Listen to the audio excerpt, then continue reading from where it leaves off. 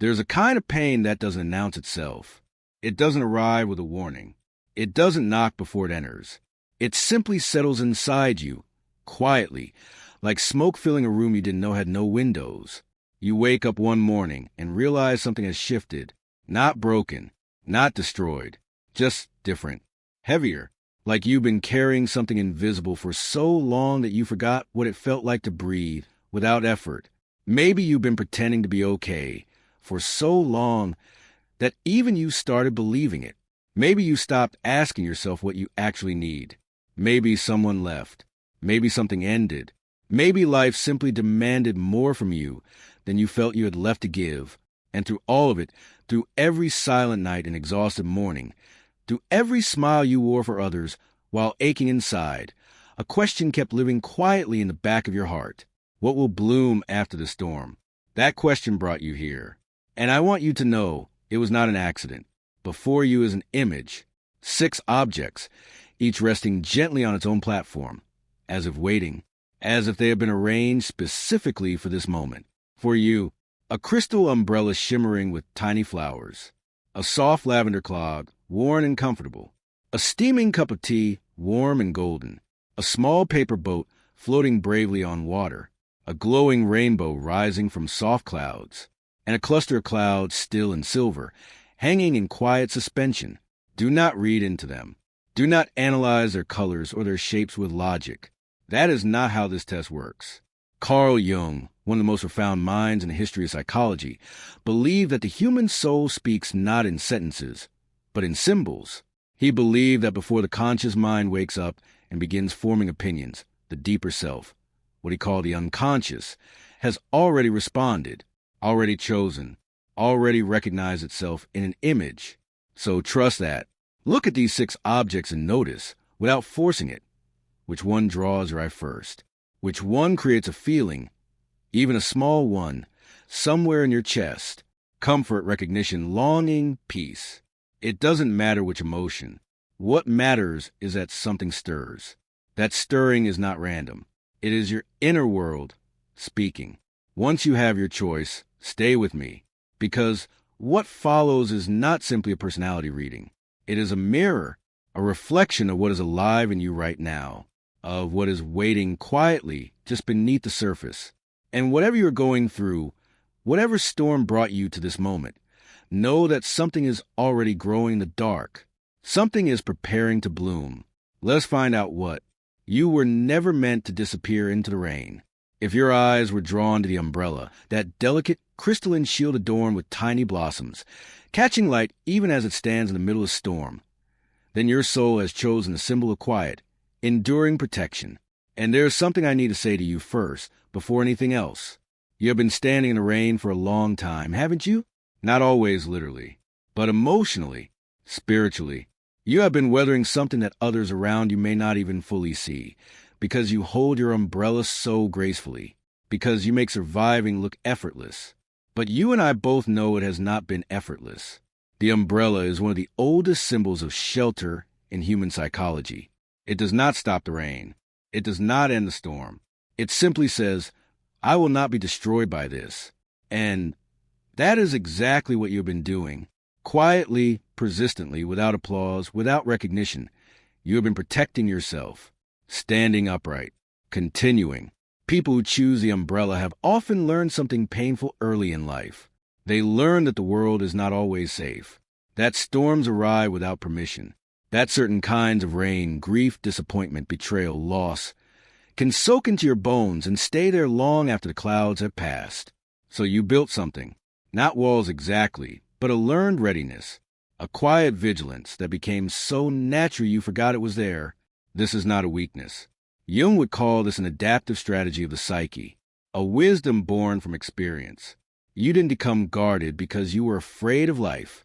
You became careful because you understood it. But here is where the shadow of the umbrella appears. Protection, when it becomes a habit rather than choice, can slowly transform into isolation. When we hold the umbrella over ourselves every single moment, even on clear days, we begin to keep out not only the rain, but also the warmth of the sun, the warmth of genuine connection, the beauty of allowing someone else to stand beside you under the same shelter. You may have noticed this in yourself. A hesitation to fully let someone in, a pattern of giving endlessly to others while carefully managing how much you receive, a tendency to say, "I'm fine," not because it is always true, but because you have learned that being fine feels safer than being seen. And beneath that careful containment is something tender, something that has been waiting for permission. You are not someone who needs to be fixed. You are someone who has been carrying more than your share, and doing so with extraordinary quiet dignity. What you need is not more strength. You've already demonstrated immense strength. What you need is rest, permission, a moment to lower the umbrella and feel something other than survival. The storm you've been walking through, whether it is grief, uncertainty, the end of something, or simply the long exhaustion of trying, has been teaching you something essential. It has been showing you what is real, what you are actually made of, what you actually need versus what you thought you needed. And what blooms after the storm for you is trust, not naive, unguarded trust, but the slow, earned belief that you are finally safe enough to be seen, that the right people, the right circumstances, the right version of your own life, they will not require you to keep standing in the rain alone. You are entering a season where protection transforms into presence, where you stop surviving the storm and begin to stand inside it differently, not defended, but grounded, not hidden, but whole. The flowers on that crystal umbrella are not decoration. They are a message. Something beautiful can grow even in the middle of a storm. Something is already growing in you. Carry this with you. You do not have to earn your shelter. You were never meant to disappear into the rain. You have outgrown the shape they try to press you into. If the soft lavender cloud drew your attention, comfortable, unpretentious, gently worn, then your soul has chosen a symbol of radical authenticity, and there is something quietly revolutionary about that. The Croc is not a fashionable shoe in the traditional sense. It has been mocked, criticized, dismissed. People have called it ugly, impractical, too much, not enough, and yet it endures, worn with joy by millions who simply stopped caring more about what others thought than about what felt right to them. Does that sound familiar? If you chose this object, it is likely because some part of you recognized yourself in it. Not the comfort exactly, though you do deeply crave comfort, but the story underneath it. The story of being something that doesn't fit neatly into the expected mold, of being told, explicitly or subtly, that you are somehow too much or not enough, or simply the wrong shape for the space you were trying to fill. You have spent time in shoes that didn't fit you. Maybe that was a relationship where you had to shrink yourself. Maybe it was a career, a family role, a version of yourself you performed for years because it seemed like what was required. Maybe you adapted so completely to someone else's expectations that you forgot, for a while, what you actually felt like on the inside. Jung called this a persona, the mask we wear for the world. It has a purpose. We all need personas to navigate social life. But when the mask fuses to the face, when we can no longer tell where persona ends and the self begins, the psyche begins to whisper, and then it begins to shout. That whisper might have felt like restlessness, like a quiet, persistent sense that something was off, even when everything looked fine from the outside, like waking up tired of a life that, by all external measures, should have been enough. Your soul was not being ungrateful. It was being honest. The growth available to you right now, the bloom waiting on the other side of the storm, is a profound and sometimes frightening return to self. The self that existed before performance. The self that knows what it likes, what it needs, what it will no longer tolerate. The self that is willing to be seen in the lavender cloud and say, quietly, "This is me, and I am enough." This is not a small thing. Choosing authenticity when you have been shaped by years of accommodation requires a kind of courage that most people underestimate. It is not dramatic courage. It doesn't look like a moment of triumph. It looks like a quiet decision, repeated daily, to stop pretending. You are learning, perhaps slowly, perhaps imperfectly, that fitting in was never the goal. Belonging is the goal, and belonging, as Brené Brown famously said, requires showing up as yourself, not as a version of yourself most likely to be approved of. The storm you have been walking through has stripped something away. It has taken the shoes that didn't fit and left you standing barefoot, which is uncomfortable, but it has also left you honest. What blooms from this, for you, is comfort in your own skin, a gentler relationship with yourself, the ability to walk into rooms exactly as you are, without rehearsing, without apologizing, without editing yourself down to a smaller size. You were never the wrong shape. You were simply in the wrong spaces. Walk forward in the shoes that fit you. The path becomes easier when you stop fighting who you are. Your soul has earned this stillness. If the steaming cup of tea called to you, warm, fragrant, cradled in soft porcelain adorned with small purple flowers, then your inner world is being drawn towards something essential and often overlooked. Rest. Genuine rest. Not the kind of rest that comes from collapsing into exhaustion. Not the rest you take reluctantly, feeling guilty the entire time. True rest. The kind that arrives when you finally give yourself permission to simply be present without producing, without performing, without fixing anything or anyone. Tea, as a symbol, carries extraordinary emotional weight across cultures. It is offered in grief, in celebration, in illness, in reunion. It is the gesture that says, "Sit down. You are safe here. There is no rush." It is warmth without conditions, presence without demands. And if you chose this, something in you recognized that you need exactly that. People drawn to this symbol have often been operating in a state of sustained effort for a long time. You've been giving your energy outward, to work, to people, to responsibilities, to worry about the future, or processing the weight of the past. You've been moving so consistently, so purposefully, that you may have lost touch with what it feels like to simply exist in a moment without an agenda. Your nervous system is tired. Your emotional body is asking for gentleness. And your spirit, the deepest part of you, is not asking for more achievement or more understanding or more answers. It is asking for warmth. This is not a step backward. In the Jungian framework, this kind of descent into stillness is called introversion, not the personality trait, but the psychic movement inward. It is a necessary phase of integration. Before we can move forward with clarity and strength, we must first absorb everything the journey has taught us. We must let the sediment settle, so we can see clearly again. You are in that settling phase. The storm you have been through, whatever form it took, has given you a great deal to process. And the healing available to you right now does not require grand gestures or breakthrough moments. It requires small, consistent acts of self-kindness. The morning that begins slowly. The conversation you don't rush through. The evening where you let yourself feel without immediately trying to understand. What blooms after the storm for you is peace. Not the absence of difficulty, but hard-won, deep-rooted inner peace that cannot be easily disturbed. The kind that comes from knowing you survived something, from recognizing that your own company, your own inner world, is actually a beautiful and nourishing place to be. Drink the tea slowly. There is nowhere you need to arrive by tomorrow that cannot wait another hour. Your season of blooming begins with stillness. You were not lost. You are always being carried. If the small paper boat caught your attention, fragile and brave, floating alone on dark water, leaning slightly into an uncertain current, then your soul has chosen one of the most emotionally honest symbols of the human experience.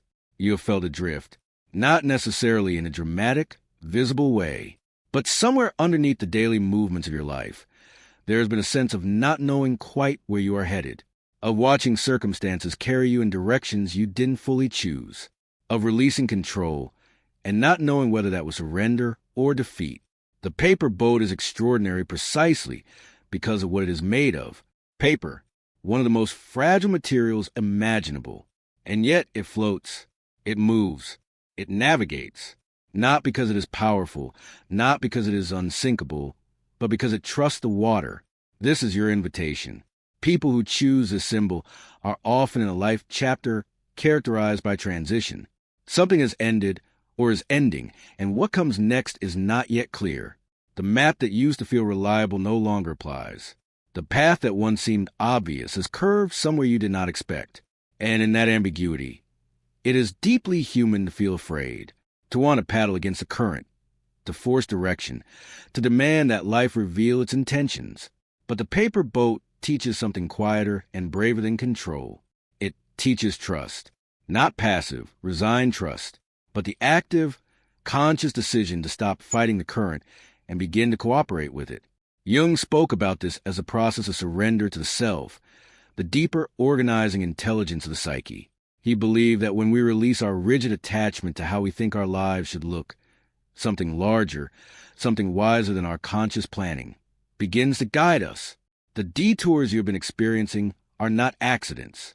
The door that closed, the plan that fell apart, the direction that changed without your permission, these are not evidence that you are failing. They are evidence that the universe, or your own deepest self, is redirecting you towards something more aligned than what you had mapped out. You cannot always see where the river is going, but the river knows. What blooms after this storm for you is direction, not the forced, rigid kind, but the organic, unfolding kind. A clarity that arrives not because you chased it, but because you finally stopped running from the uncertainty long enough to let it show you something. Trust the current. The paper boat has never sunk, and neither have you. What you have been waiting for is already on its way. If the glowing rainbow stopped your breath, that shimmering arc of color rising gently from soft white clouds, luminous and full of quiet promise, then your soul has chosen the most ancient and universal symbol of hope that exists in human experience. And if you are honest with yourself, hope is something you have been protecting very carefully, because you have been disappointed before. People who choose the rainbow are rarely naive dreamers. More often, they are people who have survived enough storms to understand that hope is not automatic. It is not something you simply feel. It is something you choose consciously, again and again, in the face of evidence that sometimes seems to argue against it. You have been carrying that choice. Quietly, persistently, even when it was heavy. The rainbow appears only after rain. It cannot exist in a dry sky. It requires a very storm that seemed to threaten everything.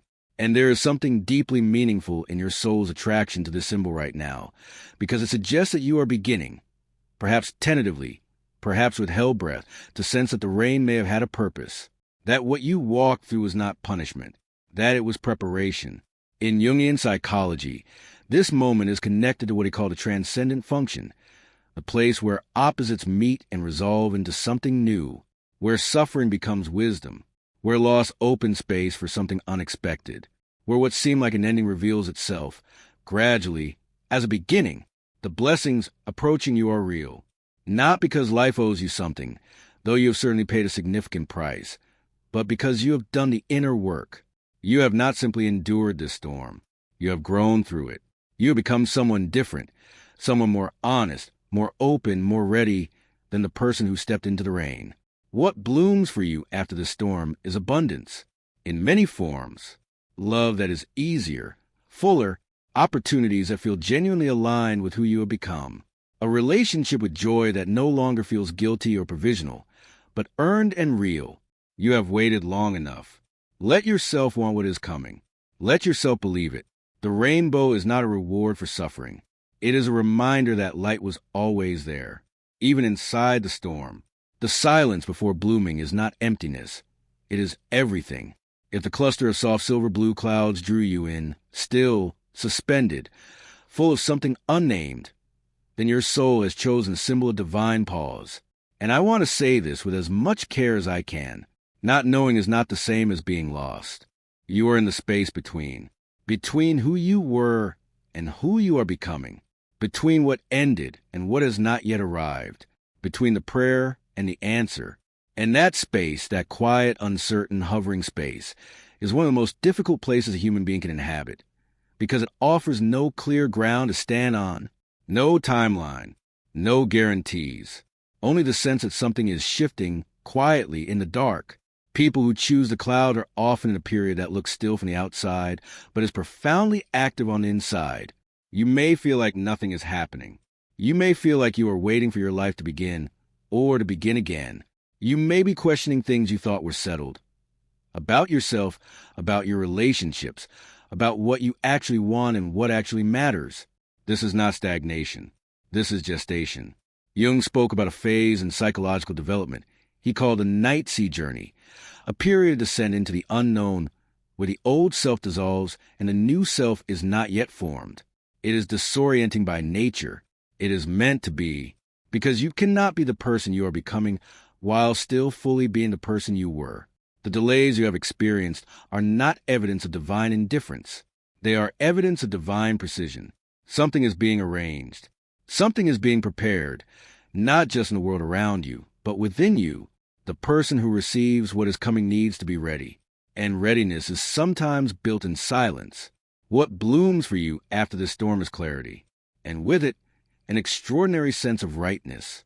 The moment when the clouds part, and you see not just light, but meaning. When you understand, perhaps for the first time, why everything had to happen exactly as it did.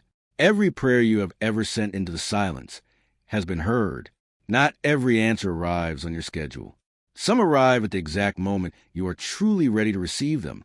Stay in the clouds a little longer. Something extraordinary is taking shape. 6 objects, 6 symbols, 6 mirrors held up to 6 different expressions of the human soul in the middle of something hard. But here is the truth that connects every single one of them. Every storm blooms something. The umbrella teaches us that we are stronger than what falls on us. The clog reminds us that authenticity is the only ground worth standing on. The tea calls us home to ourselves. The boat asks us to trust a current older and wiser than our fear. The rainbow promises that the light was never gone, and the clouds remind us that the most sacred things often arrive in silence. Whatever you chose today, whatever symbol recognized you before your mind had time to explain it, carries one essential message. You are not at the end of your story. You are in the most important chapter, the one where the storm teaches you everything the easy days never could, the one where something in you, something real and enduring and quietly magnificent, is being shaped into its final form. The bloom is coming. It may not arrive today.